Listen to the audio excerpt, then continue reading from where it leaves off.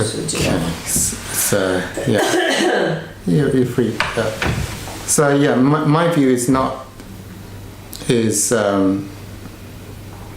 my personal view is we're letting go of all the blocks or all the identifications, I know you don't like that word, or all the experiencing of separation, so that we can recognize the absolute truth, the absolute truth. So it's not like, I forgot what you said. We change it to something else, and yes. for me, it's a letting go. It's like an uncluttering, yes. Yes, a decluttering. Uncluttering. Yes. Yeah. Yes. Yeah. And then that space that is created by the uncluttering Yes. is filled in with something else. That could be the heart. Or love. Not the heart. You could call it love or the heart, or but the thing is, love these days has so many connotations as well. Yeah, but we're not talking about kind of almost like universal love in a way. You've got almost like you create more space to be more loving, not loving toward just one other person. Just kind of create more that love space, love state, if you like. Yeah. I think it's the state. Yeah. I think art can be a love state, really. Yes. I think that's the truest meaning. Because I was kind of trying to relate to myself. Yeah. I think it is really possibly, I think more love state rather than. Yes. Yeah. I mean, if you're at a love in that state, you're more kind of, you're loving towards everything and everyone, not just, towards my husband or towards my girlfriend or towards, just specifically. I think it's kind of all encompassing, really. I think. I agree, but also I'd say it's not that. I'm going to use these words which sound intellectual, but it's like the sun has always been here. It's like love, limitless love has always been here. It's like eternal life has always been here, but it's always here and it's never gone anywhere. It's just been obscured into a seeming, like of course we call it illusory or a non-dual experiencing or perception of that it's not there, because as you identify with the limits, that which is always the essence of everything disappears, but it's still there. But one is like, it's like, you could say this as a metaphor, like if there's clouds in the sky, and the sky has always been there, it never disappeared. But it's like in the identification with the cloud, or in the experiencing of the cloud, or in the interest of the cloud, there was this sense of separation that was experienced. And it was believed that the experiencing of the sky, it may feel never to be an experienced or to be an abstract quality. And as you let that go, you realize that one was never that contracted cloud. And it wasn't that you discover something new. The you that thought it was a limited thing is no longer seen to be what was true. I don't know if I explained that properly, but so the limitless state of love, or the limitless state of truth or essence, or beyond timelessness, it didn't go anywhere. It's not like the ego recognizes it. It's not like that which was limited and personal recognizes it. It's in the disappearing is letting go, in the surrendering of everything that was not true, or that was limited or in separation, or thought that it had some kind of dualistic. I'm using too many words, aren't I? Dualistic. Yeah, suppose, let me put an example. Suppose you wake up one morning and you feel terrible. You feel terrible. Okay, yes. Yeah. All right. Mm-hmm. Now,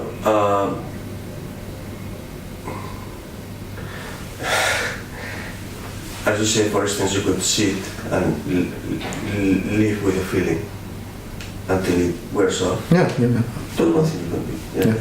Now let's suppose that as you feel terrible, somebody you don't know, somebody you've never met, comes to you, embrace you, Yes. and all the feelings melt away. Yes. Yes? Yes. Let's say that someone is the heart. Yes. If you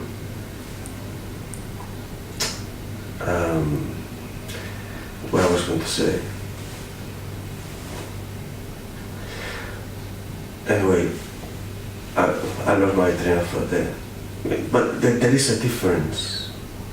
Between what? Yeah. Heart and love? No, the embrace. You know, the embrace. I'm talking about embrace here, yes? A presence that embraces you and melts away all day. Well, if Adolf Hitler embraced me, I'm not sure how much that's if Jesus embraced me or St. Francis embraced me, it might well be. You know, but I do understand what you're saying. To be embraced by someone who's in those states of grace. Okay. State of grace, yes.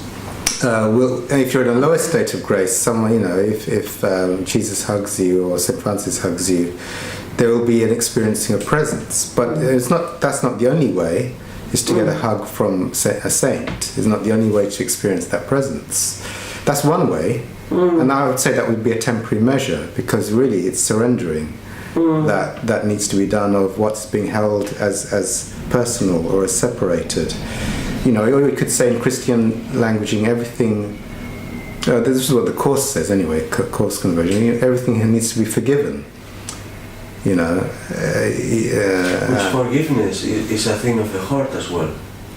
Yes, but when you get to the heart, you know, when you are the heart, you know, it's not like you need to forgive any longer. You are the heart, and in the recognition of the heart, it's recognized that, you know, once you forgive or once you've surrendered, then you abide in the truth. You are that limitless love. You don't need to forgive any longer. You're no longer identified with your thoughts or the body. So that like forgiveness is just a tool, just like self-inquiry is a tool. They go to the same place. You see, they're just different ways of letting go. One is a more Christian way of letting go, and one is a more you could say Eastern way of letting go, but they still take you to the same place. It's not like one's better than the other in the end. To me, yeah, that's an interesting parallel you put there, you know. Yeah. But to me, self-inquiry sounds like more intellectual and forgiveness more. Yeah, you're more attracted to forgiveness than self-inquiry. That's fine. Yeah. Yeah. Well, what's the opposite of intellectual here? What would be the opposite. Well, for me, the opposite. Not the opposite, but you know, kind of. Well, I mean, for me, no, it's not an opposite. You see, there's the truth and there's everything else. So, you know, one can be intellectual and be in the mind, thoughts, or one can be very body or feeling identified. One can be identified with all kinds of things, but or images or senses. But the truth has released everything that creates the blockage of the experiencing of the absolute truth. So that doesn't sound very good, does it? So I'm trying to say different ways of seeing. Yeah. So it's like if I forgave, for me, just forgiveness just means to let go. You know, I let go. You know, I forgive my body. I forgive my thoughts. And for me, the essence of forgiveness means it no longer is held any longer. That, for me, is the true essence of forgiveness. It's completely released. There is no tracking. It's 100% gone. 100% forgiveness. 100%.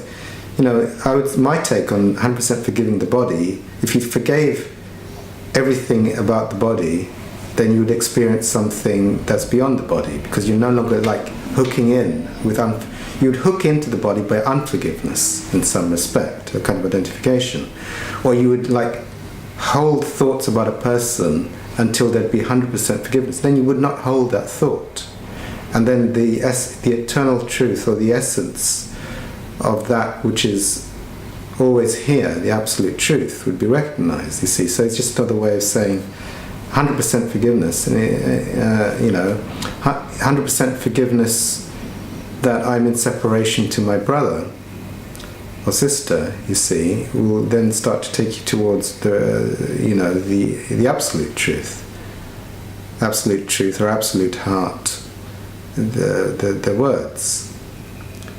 So forgiveness for me, that's a coarse thing, but that for me is the true essence, is to let go, is to surrender. Well, what are we surrendering? We're surrendering what is blocking the experiencing of the absolute truth. The absolute truth. I can understand people think self-inquiry is intellectual, and until you've experienced it working, then yes, it can sound like a very... but you don't have to. I mean, it's not like it's just one of my preferred methods. Yeah. Forgiveness, I mean, Course in Miracles is very much based on forgiveness, but for me, I like the Course because, it says every single thought is meaningless. And it also it's hammering away at stop identifying with your body as yourself. So those for me are some of the biggest identifications, the body, so that you can But for me, the essence of the last line, it's not that it's the only way. Yes, you can have there's different ways. Like you can just forgive everything and every thought and every person and every place and every situation constantly. But for me, you'd come to a place when there'd be nothing else. There wouldn't be a you or anything else that needed forgiveness. And when that forgiveness was completed, it had removed everything that needed to be forgiven. Then for me, the absolute truth, that's the purpose, is to be the absolute truth. Be still and know that I'm God. It's like you don't have to forgive once you're God. There's no forgiveness. It's the absolute state. That sounds intellectual, but stillness for me is like eternal.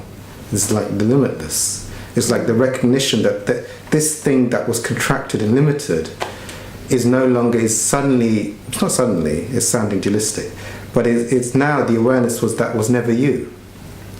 And you are that which is still eternal, beyond anything, and you're beyond forgiveness even. In that state, it's ludicrous to say that you would need to forgive in that state. You're not a person that needs to forgive anyone else in that state. Yeah? Do you want to go? Yep. Yeah.